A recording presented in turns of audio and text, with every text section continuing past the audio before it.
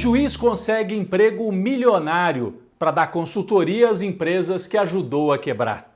A receita da destruição e da morte. Enquanto a Europa começa a vacinar os seus cidadãos, o Brasil se debate entre um governo federal caótico e um governo de São Paulo que politiza cada passo na produção da vacina. Nas eleições municipais, Bolsonaro saiu mais fraco. A esquerda também perdeu e foi a direita tradicional quem avançou nas urnas. Eu sou o Rodrigo Viana e o Tempero da Notícia está começando agora.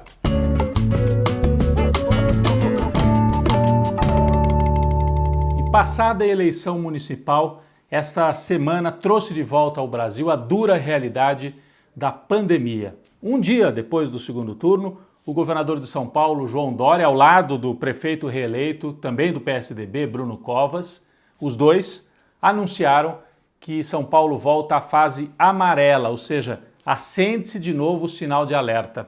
Esperaram passar a eleição, né? Não quiseram fazer antes da eleição e o quadro se agravou. Algumas restrições, a abertura de comércio e a certeza de que a vacina é a única saída para melhorar a situação.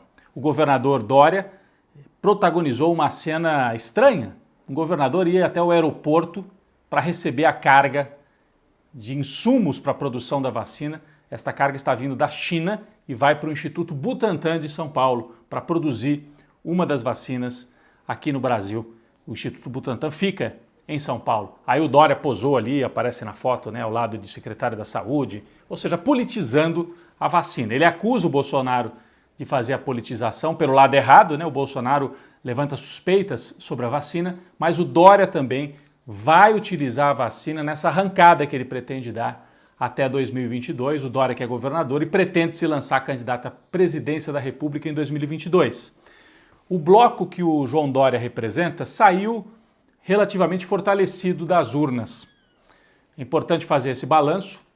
A direita, em geral, saiu fortalecida, mas há várias subdivisões dentro da direita. Existe essa direita neoliberal, PSDB, DEM e MDB. O PSDB e o MDB do Temer perderam em número de prefeituras, mas, do ponto de vista simbólico, o PSDB colheu uma grande vitória em São Paulo, tornou-se totalmente hegemônico, já era, né, mas ficou ainda mais forte no estado de São Paulo. O DEM, dos três, é o que ficou mais forte ainda, porque elegeu o prefeito do Rio de Janeiro, elegeu o prefeito de Salvador, na Bahia, uma rede de prefeituras por todo o Brasil.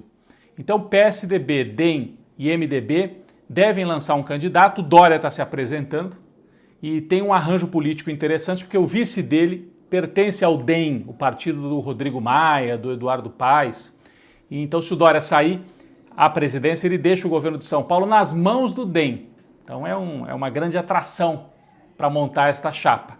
E existe também o Centrão, aqueles outros partidos, PP, PSD, Republicanos, partidos que estão oficialmente no governo Bolsonaro e que podem ou se somar ao Dória, ao PSDB, nessa tentativa de uma chapa, ou apoiar o Bolsonaro se o Bolsonaro sobreviver até 2022. A eleição trouxe um Bolsonaro, confirmou no segundo turno, um Bolsonaro derrotado pessoalmente. As eleições em que ele entrou com a figura dele, perdeu. Perdeu no Rio de Janeiro, perdeu em Belém do Pará, perdeu em Fortaleza, perdeu em boa parte do Brasil. A única vitória de um bolsonarista, assim, raiz, foi em Vitória, no Espírito Santo.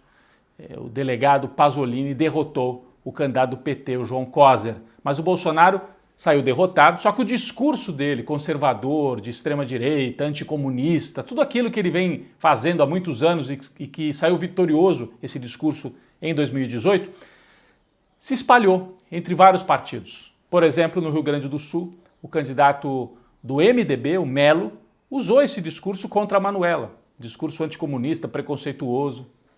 E, inclusive em Fortaleza, o candidato bolsonarista foi derrotado, mas usou fortemente esse discurso e foi uma eleição muito apertada. Até o PSB, no Recife, usou esse discurso contra a Marília, dizendo que o PT era um risco, os vermelhos.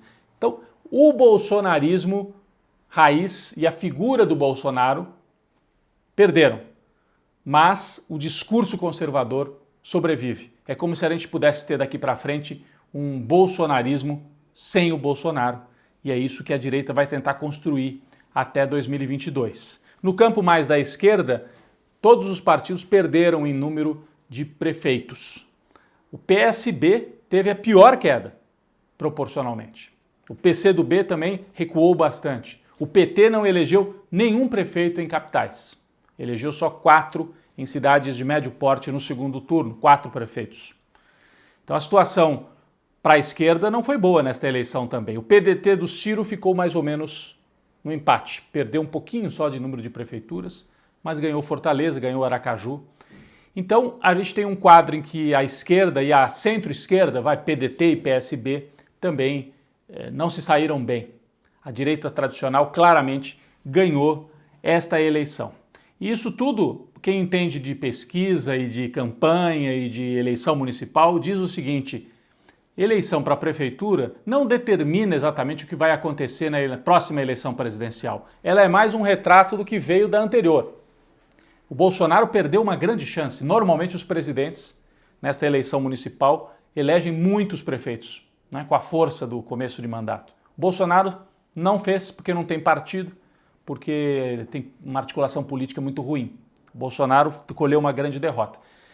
E esse fortalecimento da centro-direita não quer dizer necessariamente que esse bloco sairá vitorioso em 2022, mas é um sinal importante de que o discurso liberal ainda está hegemônico no Brasil. A esquerda vai ter um longo percurso para vencer esse discurso até 2022.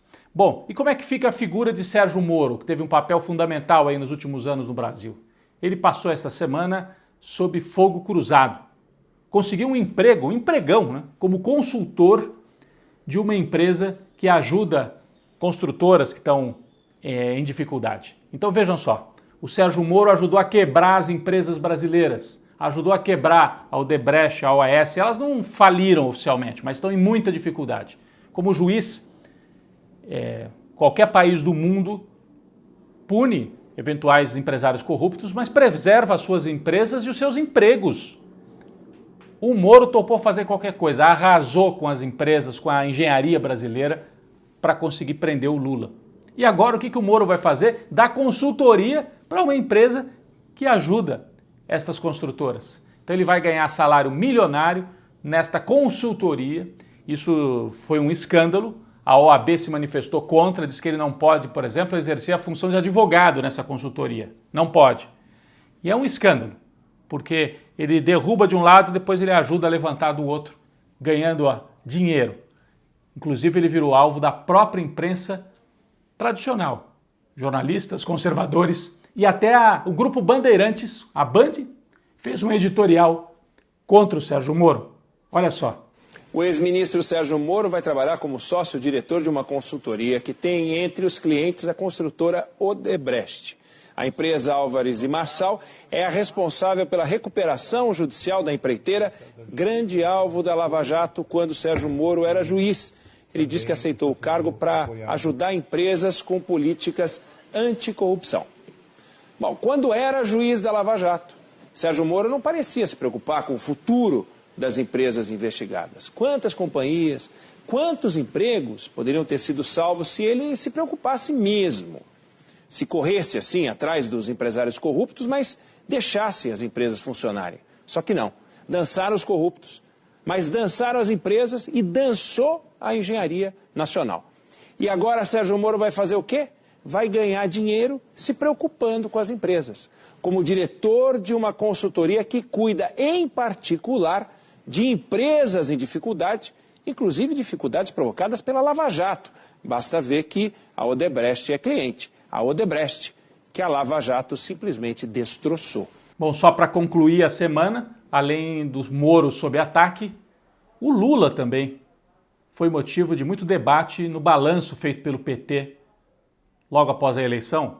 O ex-governador da Bahia, Jacques Wagner, deu uma entrevista estranha a uma rádio lá de Salvador, dizendo que o Lula deveria abrir caminho para as novas gerações, insinuando que o Lula deveria se afastar, se aposentar. Jacques Wagner fez essa afirmação. Recebeu uma resposta dura do ex-deputado José Genuíno, defendeu a figura de Lula e disse que o PT tem que ir mais para a esquerda, que não pode pensar só em acordos e tem que se direcionar de novo às bases se quiser recuperar terreno na política brasileira. Então, Lula, qual o papel que ele vai exercer nos próximos anos? Pode até não ser o candidato do PT, até porque o Supremo Tribunal Federal mantém o Lula ainda sub júdice, né? Não pode concorrer. Mas certamente terá um papel central na articulação não só do PT, mas do bloco de esquerda.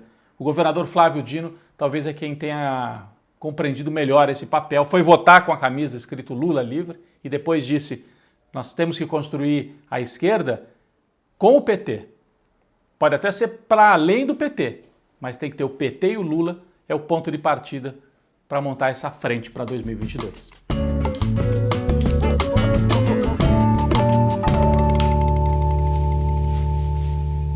Bom, quem foi para a panela de pressão esta semana?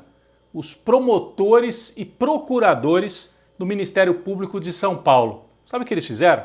Eles tiveram a cara de pau de fazer um abaixo-assinado, uma parte, claro, né, da categoria, um abaixo-assinado pedindo para ter prioridade na hora da vacinação em São Paulo. Tiveram essa cara de pau. E não é uma especulação, uma conversa de corredor que vazou, não. Tem documento. O Brasil, de fato, mostrou com exclusividade, uma reportagem, trechos desse documento, desse abaixo-assinado, levado a uma reunião do Conselho Superior do Ministério Público no estado de São Paulo.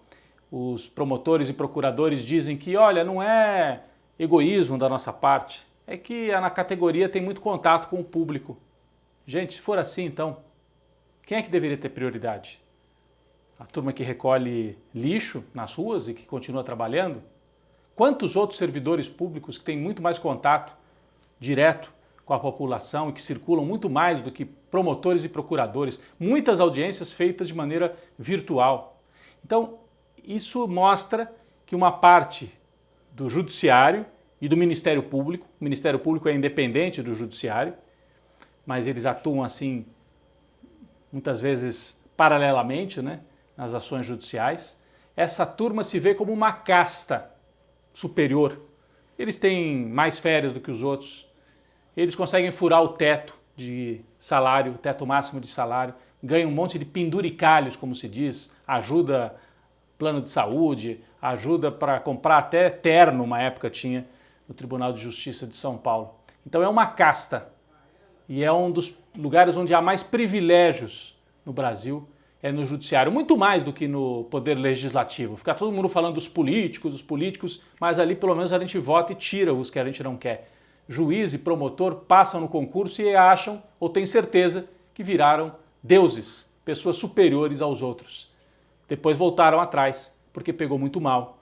E o chefe do Ministério Público de São Paulo disse que não vai adotar e que não vai nem pedir, seria vergonhoso, pedir esse privilégio, mais um, para os promotores e procuradores no estado de São Paulo.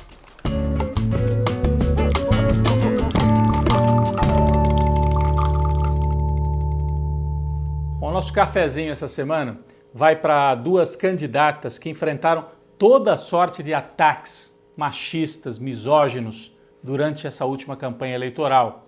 A Manuela Dávila, do PCdoB, em Porto Alegre, e a Marília Reis, do PT, no Recife.